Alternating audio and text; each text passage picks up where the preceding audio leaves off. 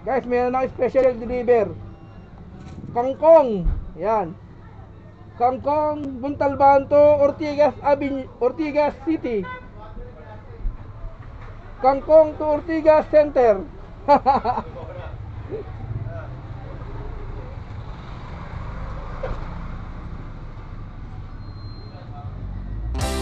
Kangkong to Ortigas Center. Yung kangkong na yan, mga arting na ano yan, Ortigas. Doon ang deliver niya.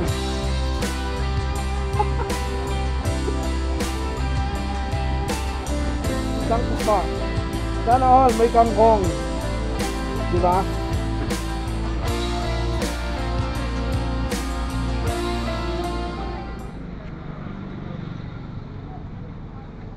Yan na ang kangkong.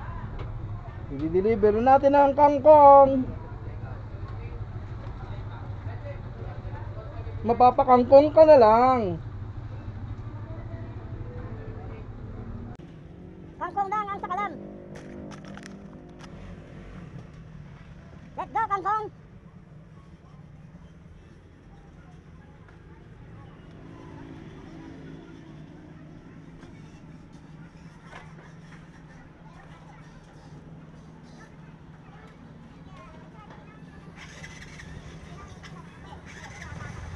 Delivery! Kangkong sa Ortigas!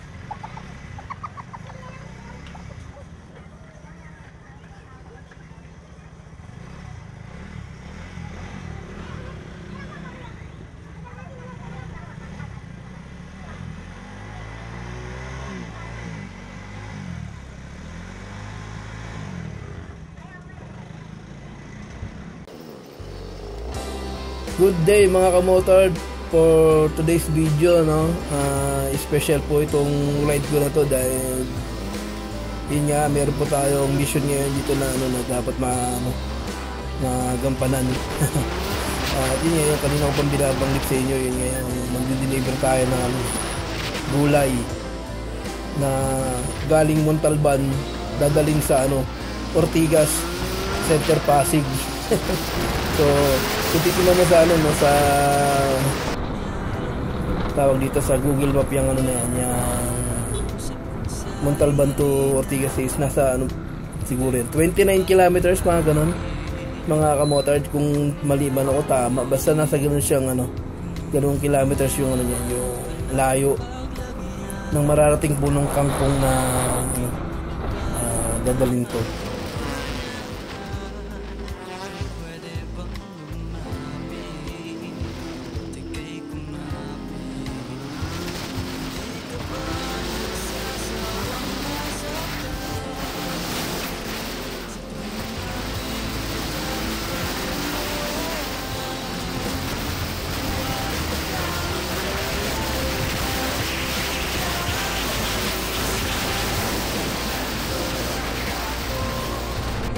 Nasa part na to guys, no, ito yung yung tawag namin crossing. Yan. Kaya siya tinawag na crossing. So meron kasi diyang kaliwaan. Yan yung may arrow na yan. Yan yung papuntang San Jose proper.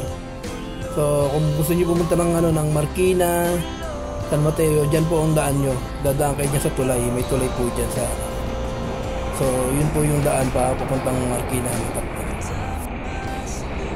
Ito naman part na to guys, na ito yung dumiretso ako, diba? Kasi itong way ko naman dito is yung pupunta naman tong Quezon City.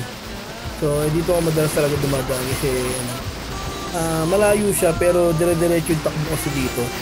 So meron paakit dito, kala mo parang patag lang, pero paakit po yan. Ito yung tinatawag namin na zigzag highway.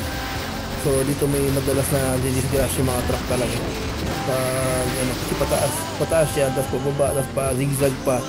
Kita nyo naman yun guys, paakit yan, paliko, pa zigzag.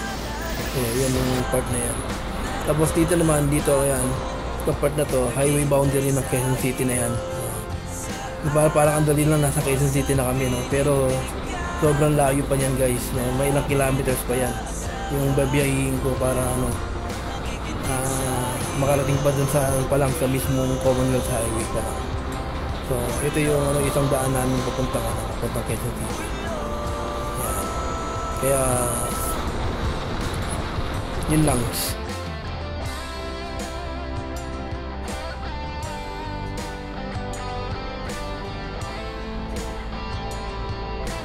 Yan guys, dito naman ako approaching ako dito. Yung nasa taas na ako.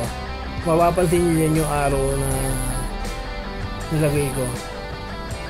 Puro puno siya, no? So, yan po yung pinaka unang yun po yung part ng na umpisa ng ng seedling ng Lamesa Dam. So, yung part na yan po yung yung pader na yun na mahaba na yun is Lamesa Dam yan. So, lumalabas po, parang tinawid po namin yung buong Lamesa Dam para makatawid po kami sa Quezon City. So, nasa gilid kami ng Lamesa Dam dumadaan. So, nilagyan ng highway dyan para makadaan. Kaya, pansin nyo, lahat ng yan, puro pader yan hanggang doon sa sa bandang Payatas pa yan, mag-e-end. So, napakahaba niyang na yan, yung pader na yan ng Lamesa Dam. Yun lang, for info lang po.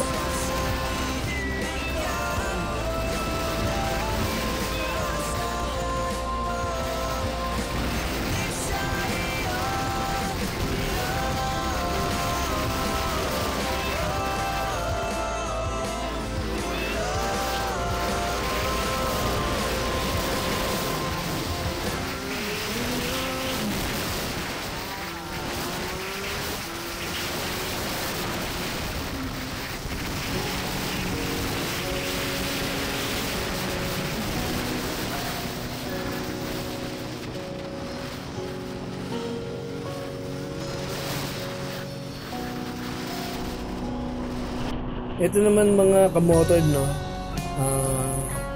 Sa bandang kaliwa naman, ito yung dating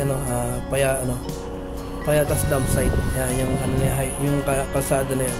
Dire-diretso yun. Ang tawag dyan, Amlak. So pag mayroong nagko-commit kayo, tawag ba kaya Amlak? So yun ang tawag dyan sa akin. Mas pansinin nyo, nasa Payatas na ako, Quezon City. Andyan pa rin yung pader sa bandang kanan ko. Diba, ang haba, no? Yan yung sinasabi ko sa inyo. Kumbaga, sobrang haba talaga niya. So, kaya, ganyan ka yung kalaki yung Lamesa Dam talaga. Kaya sila kalawak na hektarya. Lamesa Dam watershed.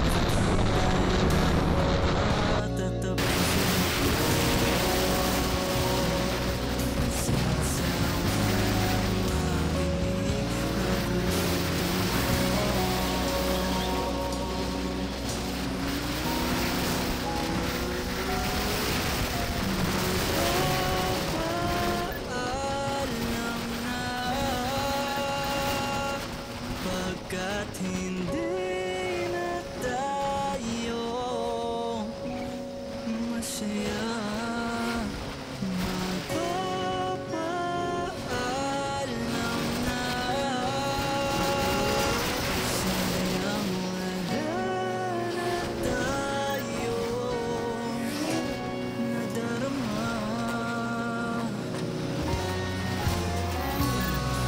sa isa't isa.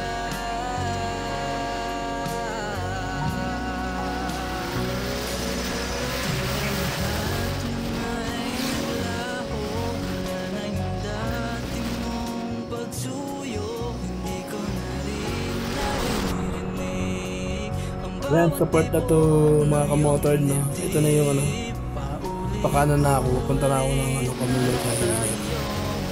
So, yun pa lang, pupunta pa lang ako Commonwealth Highway. Nakita niyo naman yung biyahe ko. Inikot ko talaga yung buong Lamesa Dam. Kaya ito, approaching ako ngayon sa Commonwealth Highway.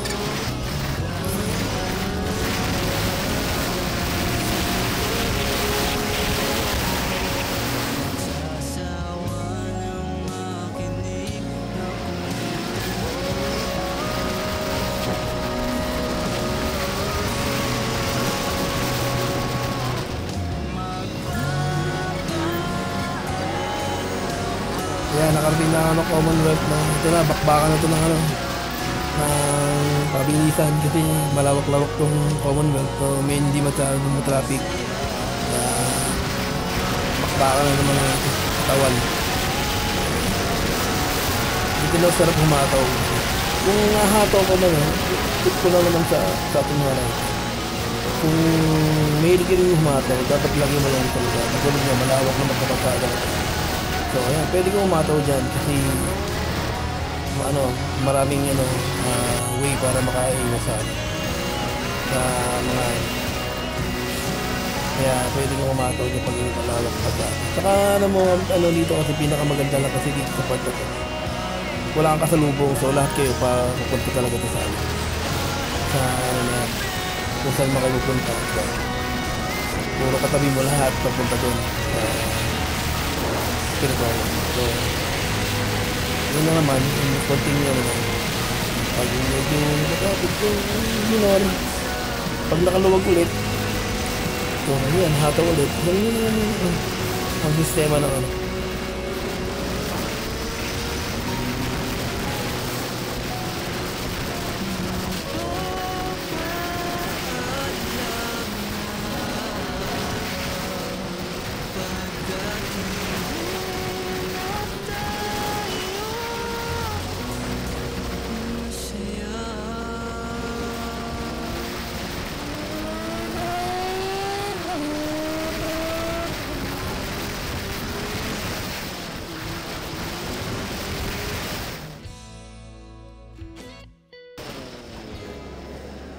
approaching ako ngayon dito kung mga kamotored na kita nyo naman to nasa Quezon City circle na ako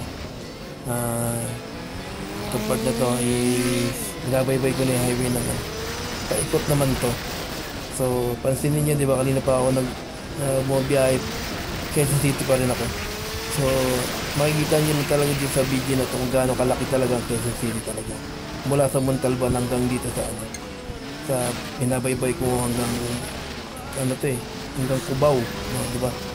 Quezon City pa rin yan. At meron ako dito sa part na to. Hindi siya ganun ka-traffic yung part na to. Kasi ewan ko anong oras na ba to. Alas 10, mga 11. Kaya ganun. Yung oras na ito ng umaga. Hindi na siya Pansin nyo mga kamotor, nandito na ako ngayon sa binabaybay ko na yung Kalayaan Avenue. Pansin niyo bakit dito ako dumaan, hindi ako nag-isa avenue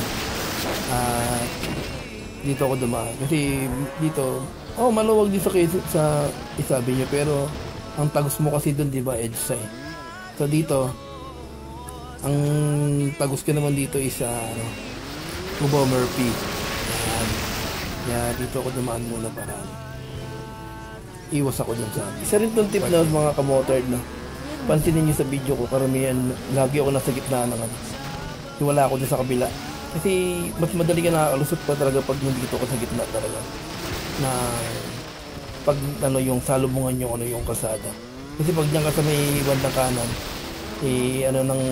babaan kasi ng mga mga papasaherong jeep mga bus lahat so madidili ka talaga dyan hinto ka talaga so yun lang, isang tip lang yan lagi kung pansin nyo naman sa video ko diba laging gano'n ayan mga kamotor, nandito na ako sa binabaybay ko na yung 15 Avenue 15 Avenue na to so yung bandang kanan yan na yung Cubao Alimol yan pupuntang pag kumanan ka so itong 15 Avenue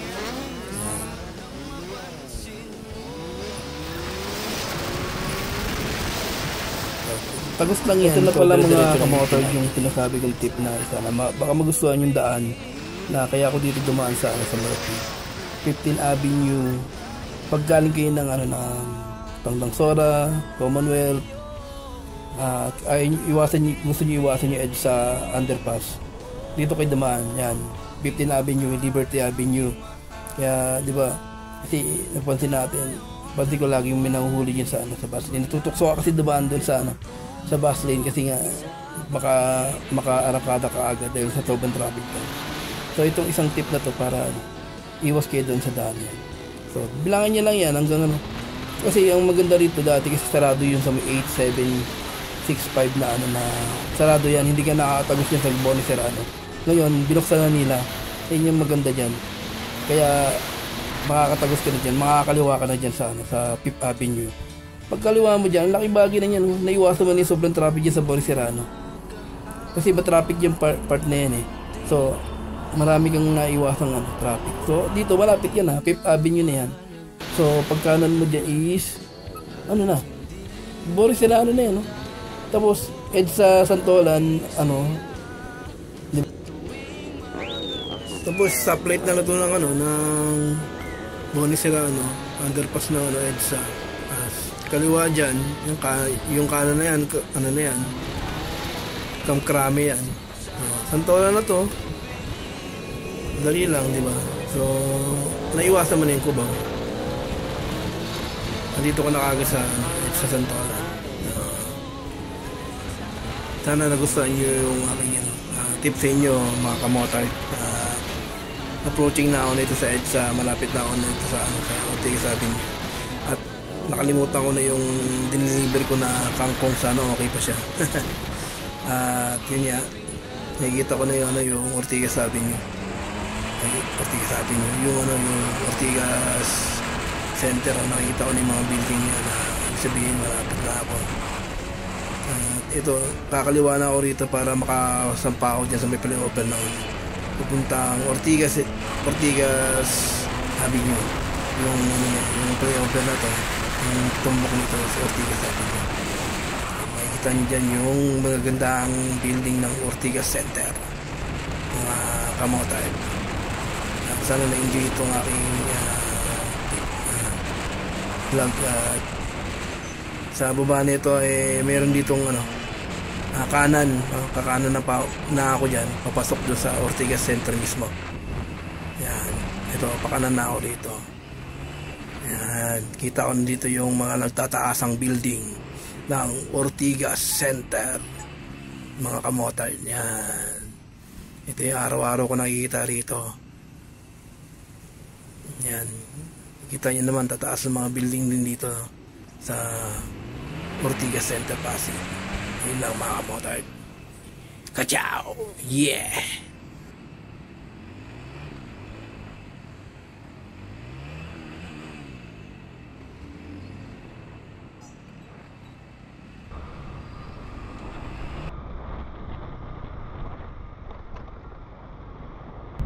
At yan nga, at nakarating na ako sa aking destination para ma-deliver ang kangkong. Salamat sa panonood mga kamotard, at patuloy nyo akong supportahan, at subscribe nyo aking YouTube, at i-follow po yung aking page na Motor B-Boy. Thank you sa pag-watch ng sa aking journey sa aking